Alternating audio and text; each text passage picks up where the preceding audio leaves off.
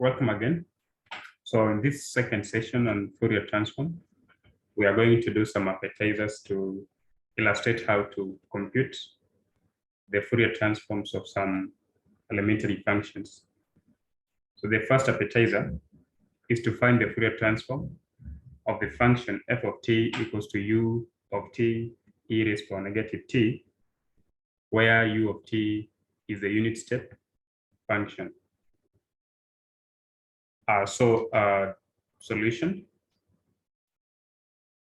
The first thing to note is that a unit step function, u of t, is a function which has two values, 1 and 0.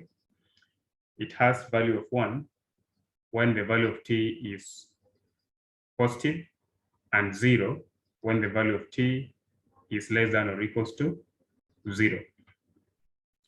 So therefore, now when you say f of t equals to u of t times e raised to negative t, then if you were to represent this on a graph, so this is t, and this f of t,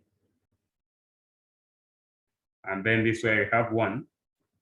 So the u function is actually not defined at this point. And when you draw the graph, then this will be how the function will be behaving. So this is a graph of f of t given by u of t times e raised to negative t. So we see that the value of the function to the left is 0. So therefore, in our definition of the Fourier transform, the limit from minus infinity to 0 will have a value 0. So we say, from definition, we know that the Fourier transform of a function f of t is given by the integral from minus infinity to positive infinity of f of t, and then e raised to negative I kt dt. So this by definition. But the interesting thing is that we know now we have to carry out integration from minus infinity to positive infinity, but then we have a 0 here. So since the value of the function we have has value 0 from minus infinity to 0, and now because u of t from 0, anything above 0 is 1, so 1 times e raised to negative t is just e raised to negative t. So we'll split this integral, limits of integration, into two parts. So we'll say this is the same as integrating from minus infinity to 0 of f of t e raised to negative I k t dt plus integral from 0 to infinity of f of t e raised to negative I k t dt. But since from minus infinity to 0, the value of the function is 0, then this goes to 0 because this part will be 0. And so we remain with integral from 0 to infinity of now f of t. This is 1 times e raised to negative t. So we have e raised to negative t, e raised to negative I k t dt. And then you can just say, since f of t equals to 0 for t less than 0. Now we rearrange this integral. So we write it as integral from 0 to infinity e raised to negative 1 plus I k t and then dt. And because this is an improper integral, we can write it as limit as r approaches infinity of integral from 0 to r of e raised to negative 1 plus I k and then t dt. And so the next task is just now to evaluate this integral. So remember, integral of e raised to power negative 1 plus I k t dt. We just use integration by substitution, so we let u to be negative 1 plus I k t. So it means du equals to negative 1 plus I k dt, which means dt is the same as negative du over 1 plus ik.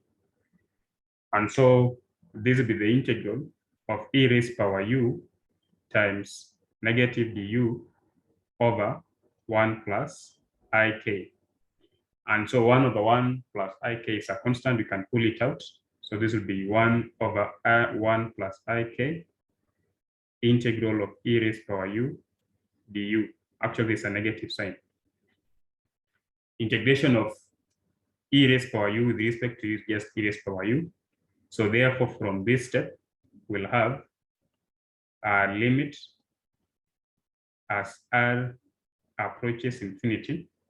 So negative 1 over 1 plus ik into, actually I can write e raised power u as 1 over e raised power now 1 plus ik t, and then t is moving from 0 to r.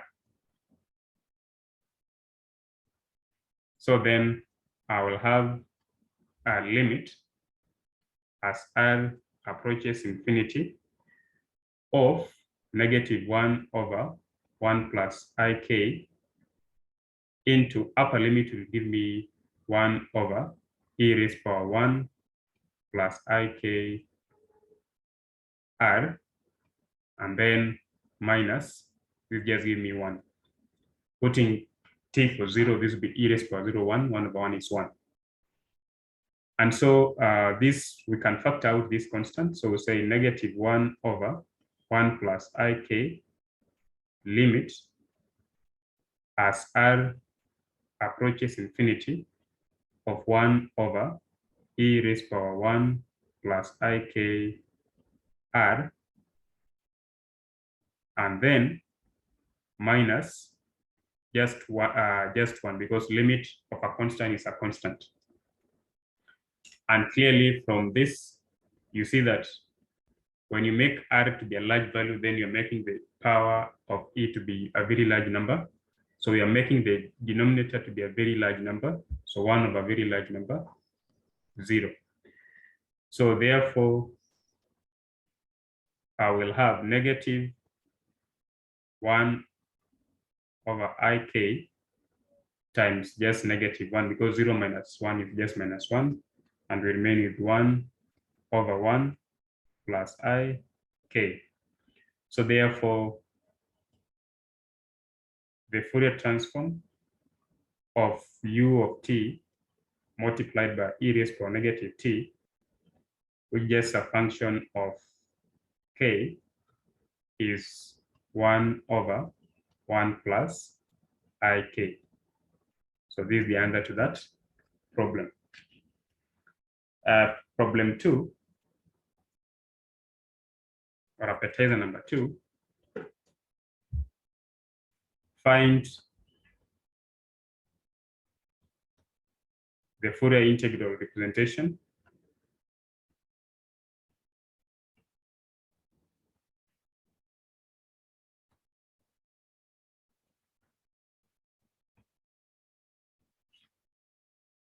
of the function defined by f of t is given by 1 whenever t lies between -1 and 1, while 0 when t is outside this interval. So we have to remember what we mean by Fourier integral representation of a function. So we start by defining it. Solution. We know that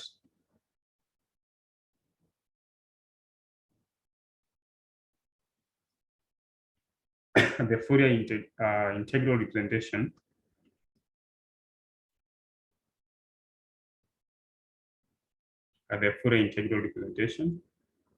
of f of t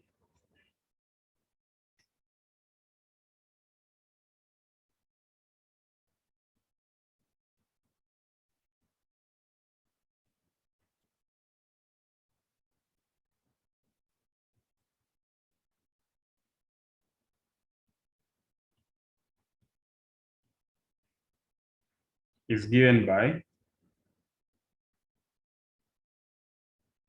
f of t is the same as 1 over 2 pi integral from minus infinity to positive infinity of capital F of k e raised power I kt dt, where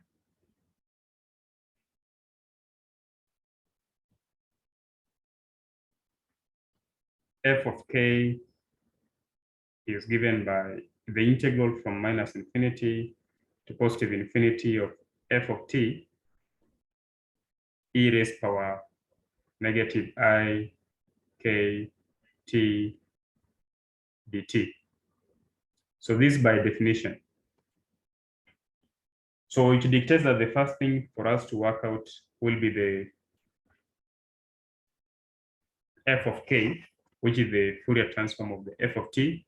And once we have the f of k, then we simply replace that value at this point, and we'll have the integral representation of the function f of t. So we say, since you see, the definition dictates that for us to find f of k, we must be integrating from negative infinity to positive infinity. So negative infinity to positive infinity. But we have been told that we have negative 1 and 1, where the value of the function is 1. And when you are outside this interval, negative 1 and 1, you have 0 as the value of the function. So f of k, which is the integral from minus infinity to positive infinity of f of t e raised power negative I k t dt, is the same as, now this interval is split into 3 parts or 3 subintervals from minus infinity to negative 1 f of t e raised power negative I k t dt, plus now from negative 1 to 1 of f of t, and then e raised power negative I k t dt, and then plus from 1 to infinity f of t e raised power negative I k t dt. But the interesting thing is that from negative infinity to negative 1, f of t is 0. So this integral will go to 0. And then here, the value of the integral is 1. The value of the function is 1.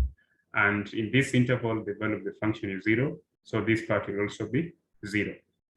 So this follows that the Fourier transform of this function will be simply the integral from negative 1 to positive 1 of e raised power negative I k t dt. So then, to carry out this integral, we use integration by substitution method. So we let u to be u to be negative I k t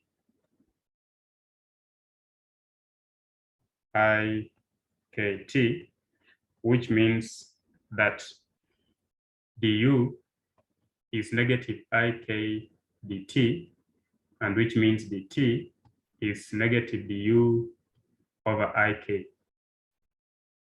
So this will be the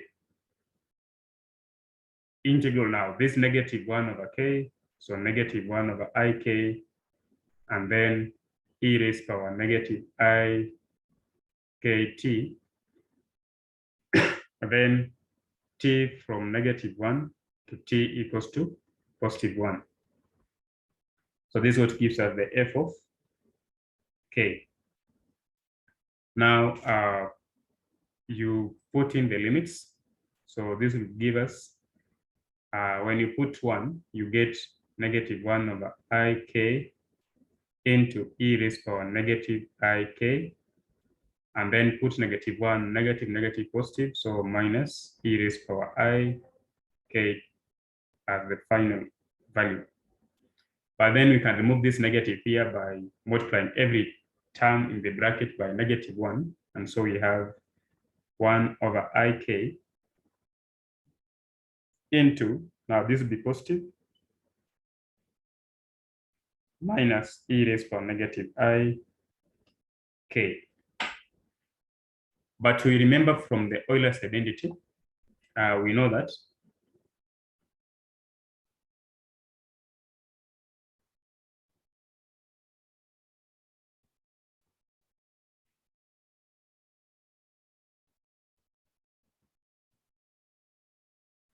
if I have e raised power theta I, then I have cosine of theta plus I sine theta. So which is from this identity, it means that if you say e raised power -theta I, you'll have cosine of theta minus I sine of theta. And if you subtract these two expressions, or these two identities top down, we'll get e raised power theta I minus e raised power minus I theta. So this cosine will cancel out, minus plus, so 2I sine of theta. So which means that if I have e raised power ik minus e raised power minus ik is the same thing as 2I and then sine of k. So then this would be the same as 1 over ik times 2I sine of k. And it's not hard to see that this would be 2 sine k divided by k. So therefore, f of k will be given by 2 sine of k divided by k. And hence, when you replace this value into the f of t integral, we get the final answer to the problem. So therefore, f of t will be given by 1 over 2 pi integral from minus infinity to positive infinity. So where there's capital F of k, we put 2 sine of k divided by k e raised power I kt, and then dk. Now, these 2 is a constant, can be pulled out, and you write it as f of t is given by 1 over pi integral of sine of k over k e raised power I k t dk. So note that you can't factor out this k because this integration is with respect to k, so it's not a constant in this context. So therefore, this is the final solution. Thank you.